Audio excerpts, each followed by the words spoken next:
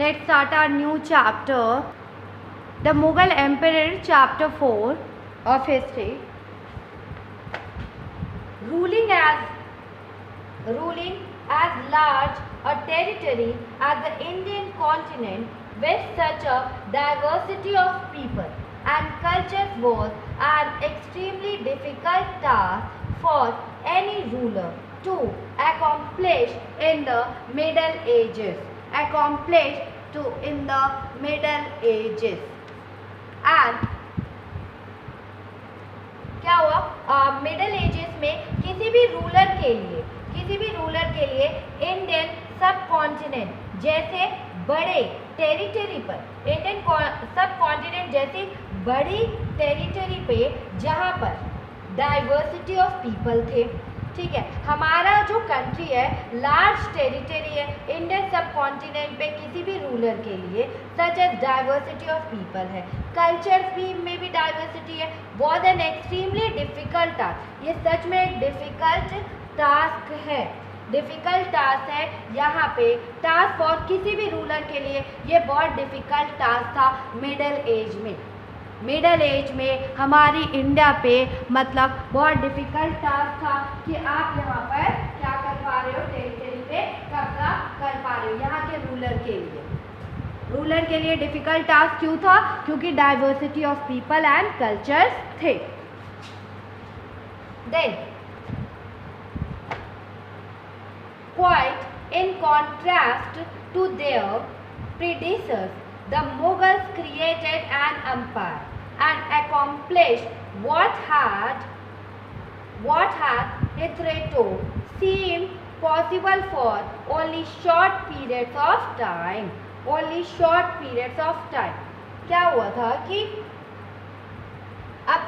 अगर हम प्रीडेसर्स की बात करें तो प्रीडेसर्स के आगे मुगल ने क्या किया? Mughal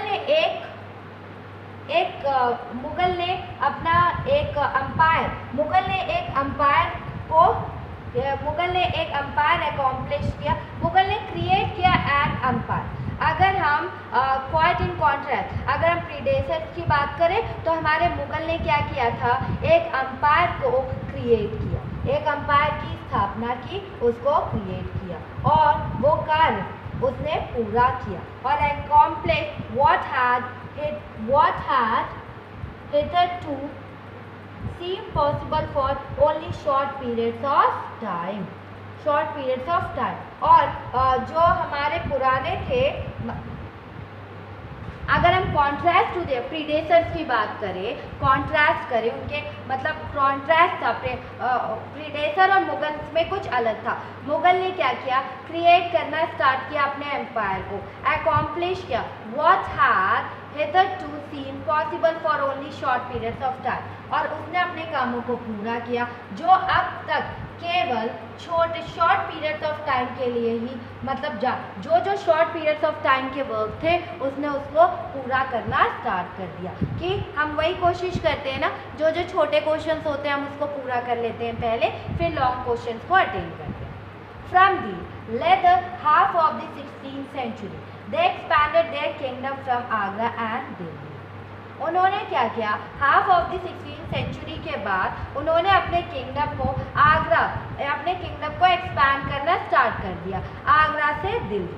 Until in the 17th century they controlled nearly all of the subcontinent। 17th century तक आते उन्होंने अधिकतर सब कॉन्टिनेंट की टेरिटरीज पर कंट्रोल कर लिया था। 17th century में लगभग उन्होंने नियरली कंट्रोल कर लिया था सब कॉन्टिनेंट पे। दे imposed structures of administration and ideas of governance that outlasted their rule, leaving a political legacy that succeeding rulers of the subcontinent could not be ignored। उन्होंने क्या किया? उन्होंने इम्पोज कर दिया, उन्होंने कुछ एडमिनिस्ट्रेटिव के उन्होंने इम्पोज किया स्ट्रक्चर ऑफ एडमिनिस्ट्रेटिव्स को और आइडियाज ऑफ गवर्नेंस को उन्होंने इम्पोज किया। दैट आउटलास्टेड मतलब उनके रूल, जब तक उन्होंने रूल किया इस कंट्री पे, जब तक उन्होंने अपना रूल किया तब तक उन्होंने अपने एडमिनिस्ट्रेटिव को और अपने गवर्नेंस को वही आइडियाज और रूल्स एंड रेगुलेशन से उन्होंने उसको चलाया। ठीक है, चलाया। And living a political legacy that succeeding rulers of the sub continent could not ignore, मतलब आउट लास्टेड देयर रूलर, जब तक वो जिंदा रहे तब तक उन्होंने यही चीज़ को फॉलो किया और जब चले गए तब भी यही चीज़ फॉलो हो रही थी, तब भी क्या हो रही थी, यही चीज़ फॉलो की जा रही थी। यह एक आप कह सकते हो पॉलिटिकल लीगेसी थी that succeeding ruler of the sub continent could not ignore. आप इसको इग्नोर नहीं कर सकते। अगर आपको सक्सेसफुल रूलर बनना है, आगे बढ़ना है मुगल की तरह, तो आप इसको इग्नोर नहीं कर सकते हो, ये पॉलिटिकल चीज़ को आप इग्नोर नहीं कर सकते। Today the prime minister of India addresses the nation of independence day from the ramparts of the Red Fort in Delhi, the residence of the Mughal emperor। आजकल अगर आप देखो जो हमारे मुग़ल एम्परर ने जो एडमिनिस्ट्रेटिव पावर बना दी थी, उसको जो आइडियाज़ उन्होंने यूज़ किया था, इसीलिए वो सक्सेसफुल हुए थे, मतलब पूरे इन सब कॉन्टिनेंट को कंट्रोल करने में, इंडिया के, ठीक है, टेरिटरीज को कंट्रोल करने में सक्सेसफुल हुए थे और इसी को लोगों ने फॉलो भी किया और इसी को सब लोगों ने फॉलो करना स्टार्ट कर दिया। और आज जो हमारे प्राइम मिनिस्टर है, जो हमारे प्राइम मिनिस्टर है वो इंडिया को, जो हमारे प्राइम मिनिस्टर है वो इंडिया को एड्रेस करते हैं, अपनी स्पीच कहाँ बोलते हैं, अपनी स्पीच वो रामपाट से अपनी स्पीच को बोलना स्टार्ट करते हैं। That is of the red fort in India, रामपट का रेड फोर्ट इन इंडिया से अपनी स्पीच को बोलते हैं। और रेड फोर्ट मुगल एम्परर्स का क्या था, रेड फोर्ट मुगल एम्परर्स का रेसिडेंस था, रेड फोर्ट मुगल एम्परर्स का क्या था, रेसिडेंट था, उनका घर था जहाँ पे वो रहते थे। You can see the picture of red fort. And the first question arises कि हमने इतनी बात कर ली कि मुगल एम्परर ने ये किया, मुगल एम्परर ने इतनी चीज़ें एडमिनिस्ट्रेटिव बनाई, हम पर कब्जा कर लिया, लेकिन who were the Mughal, Mughals कौन थे, who were the Mughal, actual Mughal कौन थे। Then Mughal, the Mughals were descendants of two great lineages of ruler. Mughal दो महान जो मुगल्स थे वो two great lineages of the rulers थे, उनके वंशज थे, जो दो ग्रेट लीडर थे उनके, दो महान रूलर्स के वो वंश के थे, दो महान रूलर्स के वो वंशज थे या उनके वंश के वो थे।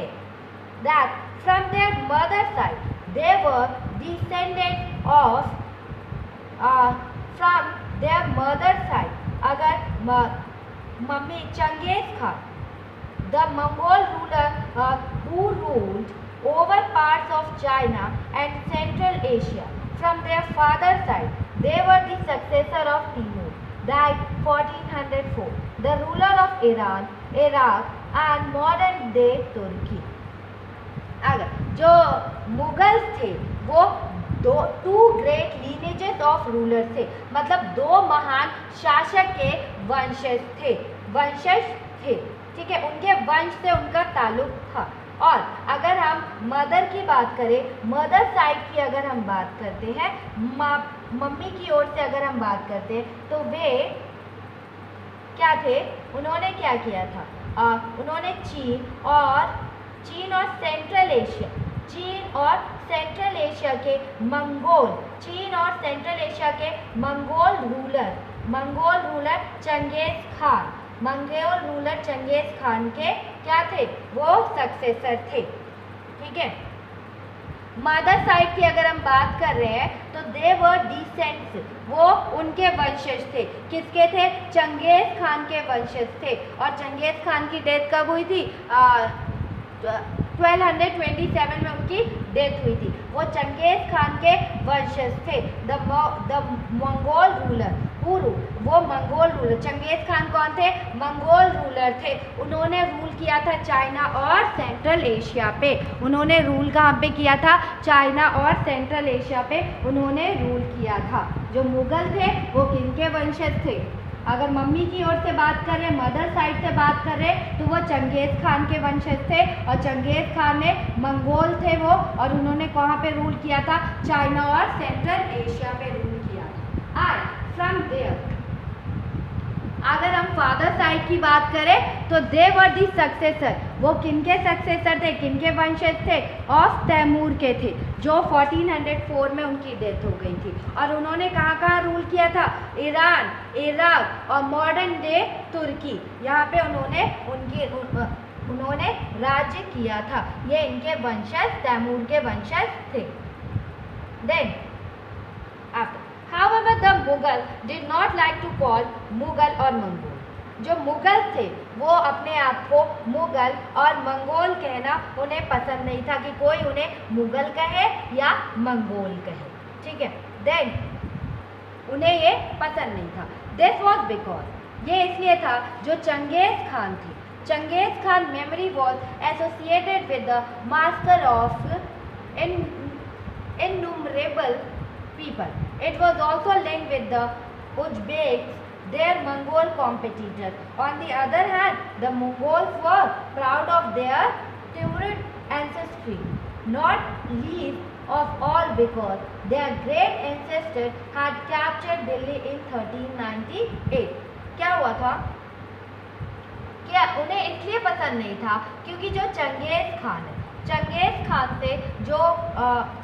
खान से कुछ मेमोरीज जुड़ी थी, चंगेज खान से कुछ मेमोरीज जुड़ी थी। और चंगेज खान ने क्या किया था? मतलब नरसंहार किया था, मतलब इंसानों को नरसंहार, मतलब उनको मारते चले गए थे। चंगेज खान ऐसे थे जो लोगों को कभी बख्शते नहीं थे।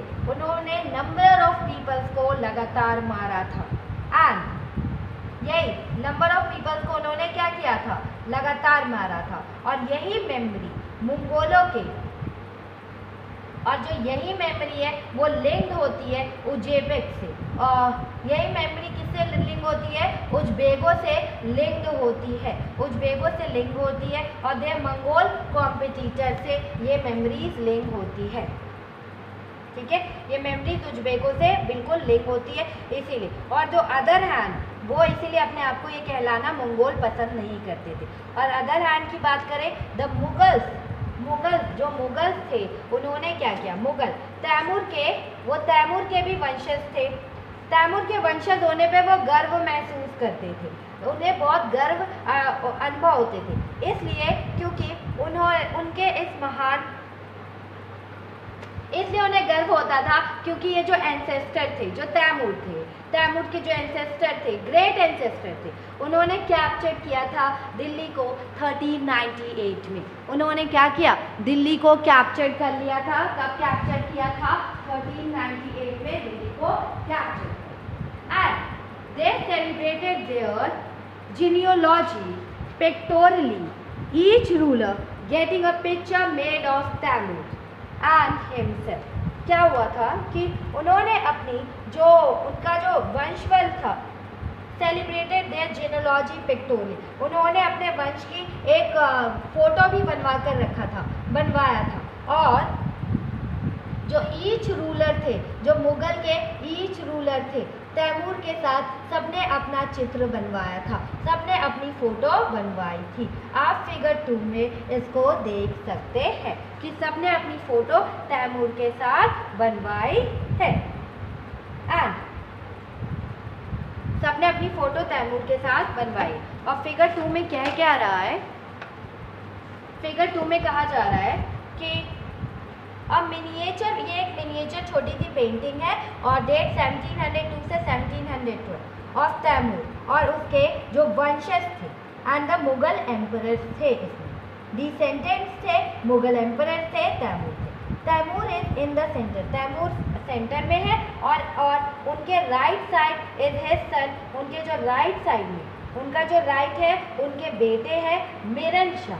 ठीक है, दो फर्स्ट मुगल एम्परर थे, Babur great great great grandfather. अगर आप कहें तो राइट साइड में उनके बेटे हैं मिरन शाह, जो पहले मुगल एम्परर थे, जो पहले मुगल एम्परर थे। यू कैन से पहले मुगल एम्परर थे। फर्स्ट बाबर के ग्रेट ग्रेट ग्रैंडफादर थे, बाबर के ग्रेट ग्रेट क्या थे? ग्रैंडफादर थे। एंड देन अबू सैद, और उसके बाद कौन है? अबू सैद, बाबर के ग्रैंडफादर थे। अबू सैद कौन थे? उसके बाद अबू सैद थे जो बाबर के ग्रैंडफादर थे। And to the left of the Timur, जो लेफ्ट साइड में अगर आप देखेंगे तो सुल्तान मोहम्मद मिर्ज़ा है, सुल्तान मोहम्मद मिर्ज़ा है जो बाबर के ग्रेट ग्रैंडफादर थे, बाबर के ग्रेट ग्रैंडफादर थे। एंड उमर शेख बाबर के फादर। देखिए, जो बाबर के फादर थे उमर शेख, बाबर के फादर उमर शेख थे। अबू से बाबर के दादा थे और ग्रेट ग्रैंडफादर कौन थे? सुल्तान मोहम्मद मिर्ज़ा उनके ग्रेट ग्रैंडफादर थे। और मिरन शाह उनके ग्रेट ग्रेट ग्रेट ग्रैंडफादर थे। पापा के दादा, पापा के पापा, पापा के पापा, पापा के पापा। यू कैन से पापा उनके दादा, उनके दादा, उनके दादा। एंड द मुगल एम्परर, पापा